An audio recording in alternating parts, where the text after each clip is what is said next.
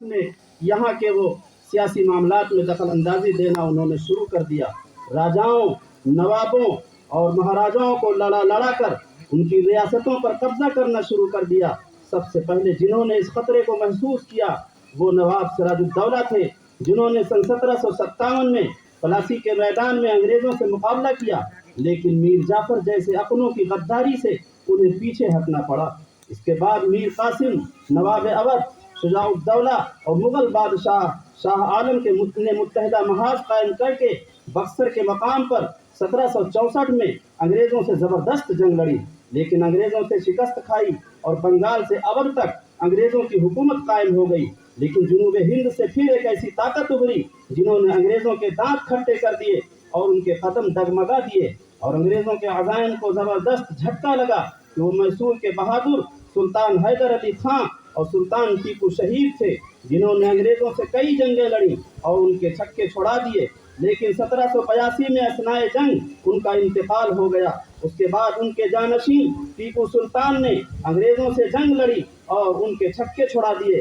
लेकिन जहां उनका मुकाबला एक तरफ अंग्रेजों से था, वहीं दूसरी तरफ दो बड़ी अजीम ताकतें मरहटा और निज़ाम हैदराबाद भी बराबर उनके खिलाफ लड़ते रहे, साजिशें करते रहे। बिलाखिर 4 मई 1799 को अंग्रेजों से जंग करते हुए ये बहादुर अपनों की गद्दारी से जामे शहादत नोश कर गए।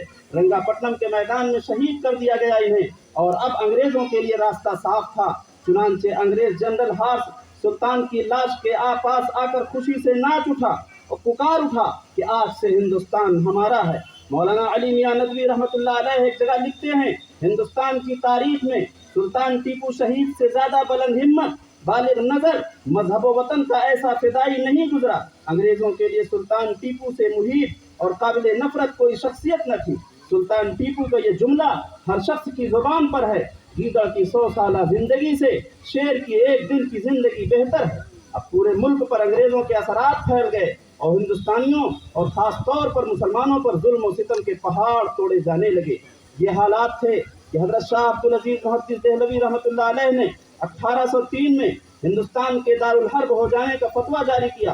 उनके अलावा मुल्क के मुख्तलिफ गोशों से हिंदुस्तान के बड़े बड़े उलमा ने यही फतवे जारी किए।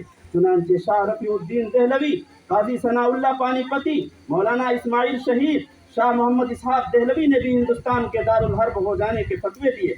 उनके बाद शाह अब्दुल अजीज के खलीफा और उन्हीं के तरबियत याफ्ता हजरत सैयद अहमद शहीद रायबरेलवी रहमतुल्लाह अलैह उठे।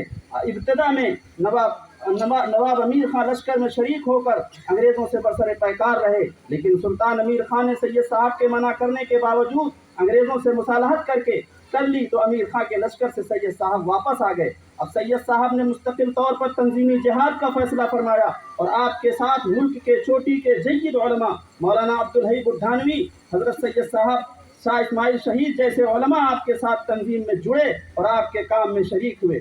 सैयद साहब का असल मकसद इस मुल्क से अंग्रेजों को निकालना था, लेकिन सैयद साहब ने अंग्रेजों के खिलाफ होने वाली तमाम साजिशों की नाकामी का जायजा लिया तो इस नतीजे पर पहुंचे कि मुल्क के अंदर रहकर मुकाबला ये अक्लमंदी नहीं। चुनांचे उन्होंने इसकी खातिर सरहदी इलाके का रुख किया और वहाँ मुसलमानों पर जो मजालिम हो रहे थे उनसे मुसलमानों को नजात दिलाई। और अभी आपका मिशन पूरा नहीं हुआ था और आप रास्ते ही में थे कि बालाकोट की सरजमीन पर यह मुकद्दस काफिला 1821 को शहीद कर दिया गया और एक जबरदस्त काम होते होते रह गया। लेकिन सैयद अहमद शहीद की भड़काई हुई तहरीक सर्द नहीं पड़ी, बल्कि ये चिंगारी सुलगती रही और चंद ही दिनों में किसी शोले जवाला बन गई। इस मुल्क के मुख्तलिफ हिस्सों में अपना काम उस तंजीम के बाकी बचे खुचे अफराद ने शुरू कर दिया।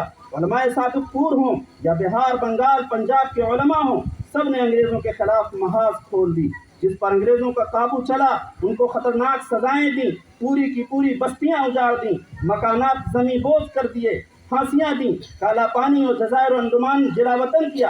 लेकिन एक आग थी जो बुझती न थी। इसी सिलसिले की कड़ी थे हजरत हाजी अमदादुल्लाह मुहाजिर मक्की, मौलाना कासिम नानोतवी, मौलाना रशीद अहमद गंगोही और हाफिज जामिन शहीद, जिन्होंने मैदान में उतर कर अंग्रेजों का मर्दाना वार मुकाबला किया और उनके दांत खट्टे कर दिए। इसके बाद एक दौर आया 1857 का, जिसको अंग्रेजों ने गद्र का नाम दिया।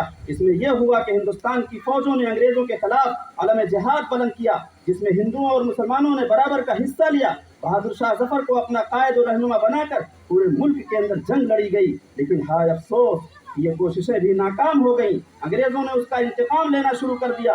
बहादुर शाह जफर के 3 नौजवान लड़कों और शाही खानदान के बेशुमार लोगों को कत्ल किया।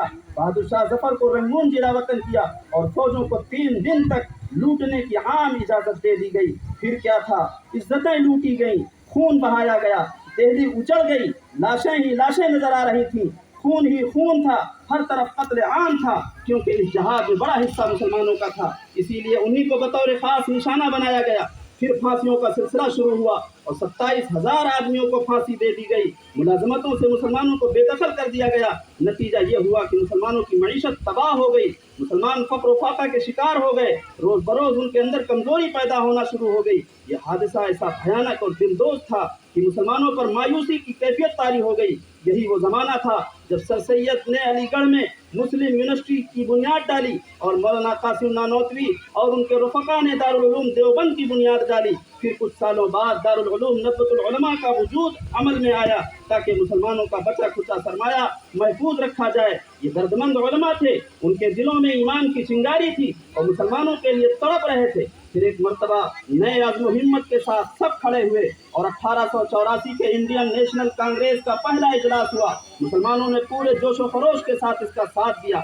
उसके कुछ दिनों बाद जब जमीयतुल उलमा का क़याम हुआ, मौलाना अबुल कलाम आज़ाद को अमीरुल हिंद मुंतखब किया गया। उनके हाथ बैअत जिहाद होती थी। इन सब का मकसद खालिस ईमानी और इस्लामी बुनियादों पर जिहाद की तैयारी थी, लेकिन अपनों की साजिशों के नतीजे में ये तहरीक भी नाकामी का शिकार हुई। हज़रत शेखुल हिंद और उनके शागिर्द गिरफ्तार हुए और कई साल माल्टा में जलावतनी की जिंदगी गुजारी।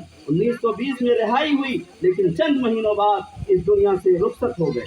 1919 में तहरीक खिलाफत कायम हुई, जिसके रूह रवा मौलाना मोहम्मद अली जौहर और मौलाना शौकत अली थे।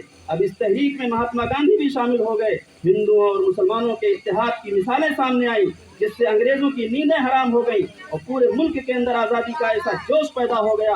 किसी हर तरफ बाइकाट, बगावतें, नए नए तरीकों से अंग्रेजों को पसपा करने और मुल्क से भगाने की मुहिम छिड़ गई। लेकिन यहीं आकर अब तक जिस तहरीक की क़यादत मुसलमान कर रहे थे, वो क़यादत अब दूसरों की तरफ मुंतकिल हो रही थी। एक तरफ मौलाना अबुल कलाम आज़ाद, मौलाना मोहम्मद अली जौहर और शौकत अली और मौलाना हुसैन अहमद मदनी, हसरत मोहानी, सैयद सुलेमान नदवी जैसे उलमा और कायद थे, तो दूसरी तरफ महात्मा गांधी, पंडित जवाहरलाल नेहरू, मोतीलाल नेहरू, सरदार वल्लभ भाई पटेल और बहुत से बिरादरान वतन शामिल थे।